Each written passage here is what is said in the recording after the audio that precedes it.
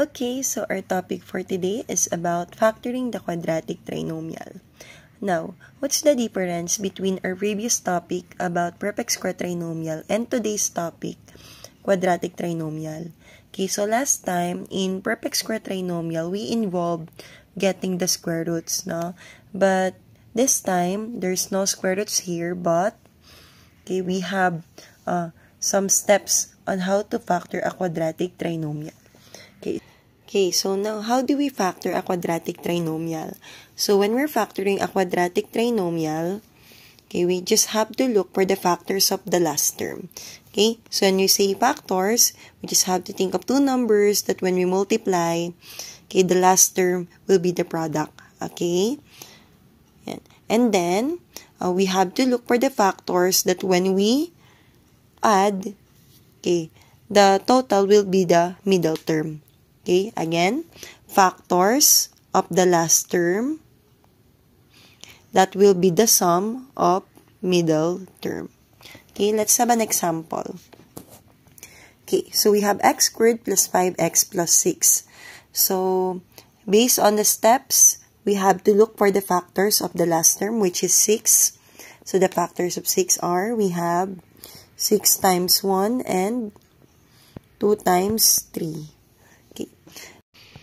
Okay, right after we list down the factors of the last term, we have to choose which among these factors, yung pag pinag-add natin, will be the sum of 5x or ng 5. Okay, so obviously, that is 2 and 3. Now, how do we write our final answer?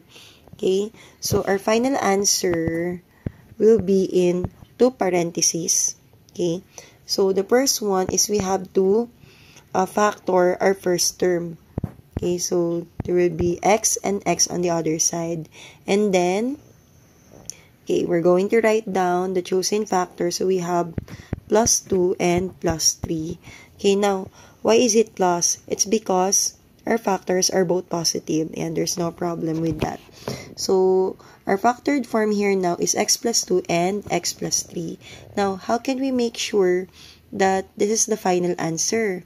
Okay, so when we use FOIL method or box method, ayan, the answer should be like this one. Ayan, the original expression, x squared plus 5x plus 6.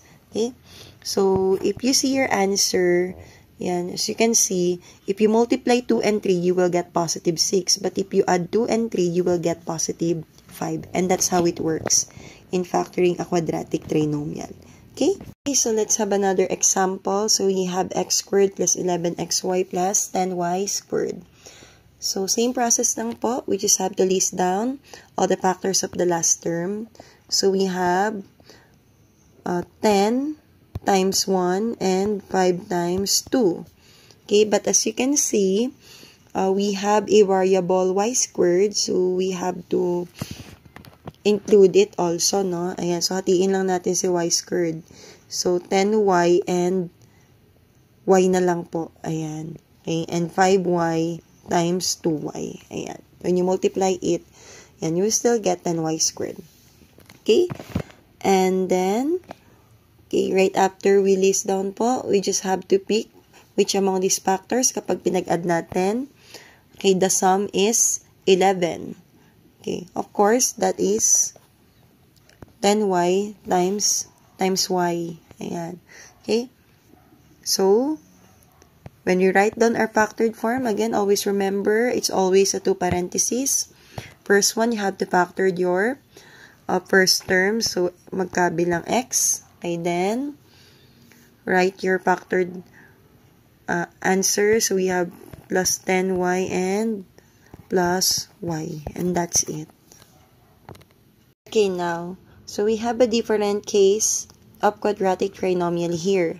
So, the first one, we have all positive na. Ayan, puro positive lang yung trinomials natin. But this time, we have ax squared minus bx plus c. So, we have a negative middle term here. Now, magbabago ba yung process? No. Okay, ganun pa rin. Maghahanap pa rin tayo ng factors na last term na kapag pinag-add, middle term. Okay? The only difference, kapag po negative middle term, Okay, gagawin lang po nating negative yung mga factors. Okay, negative factors. Ayan po. Okay, sige, let's have an example. And we have x squared minus 12x plus 20. So, lista natin yung mga factors ng 20. We have 10 times 2, 5 times 4, and 20 times 1. Okay, so anong sabi? Gagawin lang po nating negative yung mga factors. So, this will become negative 10, negative 2, negative 5, negative 4, negative 20, negative 1.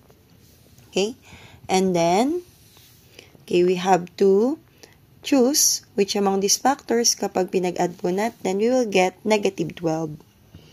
Okay, bakit nga ba naka-negative? Okay, yung mga factors. Okay, kasi 'di ba, when we multiply both negatives, we will get a positive last term. Okay, but when we add, okay, both negatives, we will get negative sum din po. Okay, ayan, that's the rules of integers. Okay, so, okay, ang factors na mapipili natin is negative 10 and negative 2. Okay, so, ganun pa rin, 2 parentheses, factor muna si first term, and then, and kung kanina, puro plus lang tayo, of course, ngayon, magiging minus 10 and minus 2 na yung answer natin. And that's it. Okay? Okay. Next example, we have x squared minus 11xy plus 24y squared. Okay. Don't forget, kapag may variable na kasama, i-include din po natin yung variable sa factors. So, factors ng 24, we have, okay, 8 times 3, 6 times 4, 24 times 1, and 12 times 2. Okay, we have y squared, so dapat kada factor may variable y din. Y na lang po yan. Ayan. Okay? So, ang sabi, gagawin lang negative yung mga factors. Ayan. And then, pili kung alin na magiging sum ng negative 11. And that is, okay, negative 8y and negative 3y. Okay, and let's write our factored form. X and minus 8y and minus 3y. And that's the final answer. Okay, now we have another case of quadratic trinomial here. So, we now have ax squared plus bx minus c. So, this time, we have a negative last term. Ayan. Okay, negative na po yung last term natin. Now, what's the difference dun sa mga previous? Okay? So, this time naman po, okay, ang gagawin natin, okay, same process pa rin naman po. Factors ni last term, pag pinag-add, middle term ang sagot. Ang mangyayari lang po sa factors, pag nilista natin, okay, yung mga large factors, or yung mga big numbers, that will become positive. Okay, and then yung mga small factors, that will become negative. Ayan, okay? So, may positive and negative na po tayo sa factored form natin. Okay? So, sige, let's try po sa example natin. So, we have x squared plus x minus 6. So, ganun pa rin. Maglilista pa rin tayo ng factors ng last term. So, we have 3 times 2 and 6 times 1. Okay, but according to rules, when the last term is negative, we have to make the big factors as positive and small factors as negative. Ayan. Okay, so mga small numbers po, gagawin natin negative. Okay? And then, kapag pinag-add po natin siya, ganun pa rin po. Middle term pa rin po ang sum niya. Okay, let's try. Okay. Diba when we add unlike sign, automatic we proceed in subtraction. Ayan, okay? Then, right after we subtract, we just copy the sign of the bigger number. So, when we add 3 plus negative 2, we will get positive 1. Okay? And, when we will add 6 and negative 1, we will get positive 5. Ayan, okay? But, we're looking for the sum of x. Diba, numerical coefficient ni x is 1. Okay, therefore, we're going to use these factors. Yan. Okay, so when we write our factored form, okay, so this will become plus 3 and minus 2. Okay, so when you multiply 3 times negative 2, you will get negative 6. But when you add 3 plus negative 2, you will get positive 1. Okay, next example. Okay, we have x squared plus 3xy minus 18y squared. Factors of 18, we have 6 times 3, 9 times 2, and 18 times 1. Okay, again, we involve variable here. So, maglalagay lang tayo. Ayan. And 1 will become y na lang po. Ayan. Okay. So, sabi sa rules, positive ang big number, small number is negative. Ayan. Okay. So, same process, pili lang po ng kapag pinag-add, okay, we will get the total of positive 3. Okay, of course, among these 3, itong pinakamalapit. So, that is 6y and negative 3y. So, when we will write our answer, this will become x plus 6y and x minus 3y. Okay, and now, the last but definitely not the least, a case of quadratic trinomial. Ayan. Okay, if you can see po, okay, may negative middle and last term na po tayo. Ayan, okay? Sige, recap natin yung una. Okay, the first one, all positive. The second one, negative middle term. Third one, negative last term. This time, both negative middle and last term. Ayan, okay? So, ano ang pinakaiba nito dun sa nauna? Okay? So, kapag po negative yung middle and last term natin, okay, so ang gagawin natin sa factors, okay, yung mga large factors naman, yung magiging negative. At yung mga small factors naman, yung magiging positive. Ayan, okay. Sige, let's have an example. Okay, factors of 24. Okay, so we have 12 times 2, 8 times 3, 6 times 4, 24 and 1. Okay, sabi, yung mga large factors naman, okay, yung gagawin nating negative. Yan, okay.